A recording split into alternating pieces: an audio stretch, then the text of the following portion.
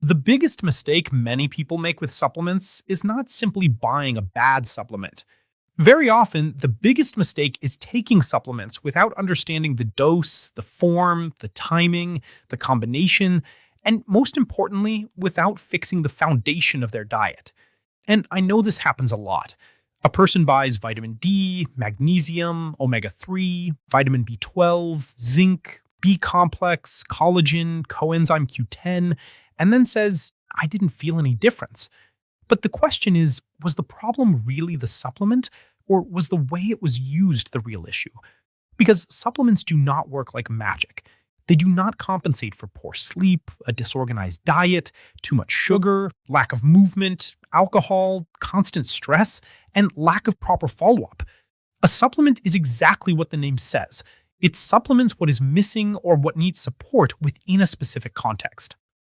I'm Edu Rodriguez, a pharmacist, biochemist, diabetes and health educator, a member of the Brazilian Diabetes Society, and I have lived with type 1 diabetes for more than 26 years.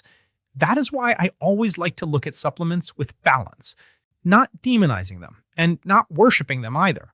There are supplements that can help a lot when they are well indicated, but there is also a lot of money wasted when people take them because of trends, anxiety, or because someone said that everyone needs it. The first mistake is believing that the dose on the label always represents the ideal dose for you. Many labels use reference values that serve as general daily intake guidance for healthy people. This may help prevent important deficiencies in part of the population, but it does not mean it is the therapeutic dose for a specific problem. But here, we need to be very careful. Just because a reference dose may be low for a specific situation does not mean you should start taking high doses on your own. This is the point the internet often distorts. One thing is saying that some people need individualized adjustments. Another very different thing is saying that everyone should take mega doses. That can be dangerous. Too much vitamin D can increase calcium in the blood, cause kidney stones, nausea, weakness, and serious problems. Too much magnesium can cause diarrhea, low blood pressure, drowsiness, changes in heartbeat, and greater risk for people with kidney disease. Too much zinc can interfere with copper and affect immunity. Too much selenium can be toxic. Too much iron can cause damage. So dose matters. But dose should not be a guess. Dose needs context. The second mistake is taking the wrong form of the supplement. Magnesium is a classic example. There are several forms: oxide, citrate, glycinate, malate, threonate, and others. Some may have more intestinal effects. Others are better tolerated. Others may be chosen depending on the goal and the person's sensitivity. Magnesium oxide, for example, is very common and inexpensive, but it may have lower absorption and cause more laxative effects in some people. Magnesium glycinate, or bisglycinate, is often better tolerated by many people, and may be interesting when the focus is relaxation and sleep, depending on the case. But this does not mean one form is perfect for everyone. If you have constipation, maybe a form with more intestinal effect makes sense. If you easily get diarrhea, maybe not. If you have kidney disease, the caution needs to be even greater. Another example is vitamin B12. There are different forms, such as cyanocobalamin, methylcobalamin, and others. In some cases, one form may be more appropriate than another. But again, this depends on the need, blood tests, symptoms, the cause of deficiency, and professional guidance. The third mistake is ignoring cofactors. The body does not work with isolated nutrients, as if each one acts alone. Many nutrients depend on others to work well. Vitamin D, for example, interacts with magnesium, vitamin K2, calcium, and other nutrients. Magnesium participates in several reactions related to energy, muscles, and nerves. Zinc is connected with copper. Vitamin B12 is connected with folate. Iron depends on several factors to be absorbed and used correctly. That is why sometimes a person takes one isolated supplement, expecting a major response, but the body is missing several other pieces. It is like trying to make a car run by adding only fuel, while forgetting oil, battery, tires, and maintenance. The body is a system. It is not a drawer full of supplements. The fourth mistake is taking supplements at the wrong time, or together with something that interferes with absorption. Some supplements are better absorbed with meals. Vitamins A, D, E, and K are fat soluble, which means they depend on fat for better absorption. So many times it makes more sense to take them with a meal that contains some healthy fat, such as eggs, olive oil, avocado, nuts, or fish. Some minerals can also compete with each other. Iron, calcium, zinc, and magnesium, for example, may interfere with each other's absorption depending on dose and combination. So in some cases, separating the timing may be better. Coffee, tea, and excess fiber can also interfere with the absorption of some minerals, especially iron. Thyroid medication, antibiotics, and osteoporosis medications may also interact with minerals. So it is not just about taking everything with anything.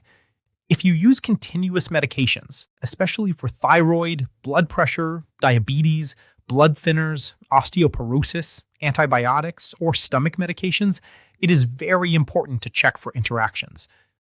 The fifth mistake is buying a supplement without reading the label. Many people only look at the front of the bottle, but the front is marketing. What matters is on the back: nutrient form, dose per serving, real amount, extra ingredients, sweeteners, dyes, maltodextrin, sugars, sodium, allergens, and combinations that may not even make sense. Some products look healthy, but come full of unnecessary additives. Some supplements have very low doses. Some multivitamins combine many things in amounts too small to make a difference. Some products promise too much and deliver too little. And the opposite also exists: products with doses that are too high to use without criteria. So read the label, and if you do not understand it, ask a professional for help. The sixth mistake is taking supplements to try to correct a poor diet. This may be the most common one. The person eats very little real food, almost no vegetables, leafy greens, good proteins, seeds, nuts, beans, whole fruits, olive oil, eggs, fish, or nutrient-dense foods. But they take capsules every day and expect to have energy, sleep better, lose weight, improve blood sugar, skin, hair, and immunity. It does not work that way. Supplements can help when there is deficiency or increased need, but if the foundation of the diet is poor, the body continues receiving too much sugar, refined flour, poor quality fat, ultra-processed foods, alcohol, and too little fiber. This increases inflammation, worsens gut health, worsens blood sugar, worsens sleep, and increases the demand for several nutrients. It is like trying to dry the floor while the faucet is still open.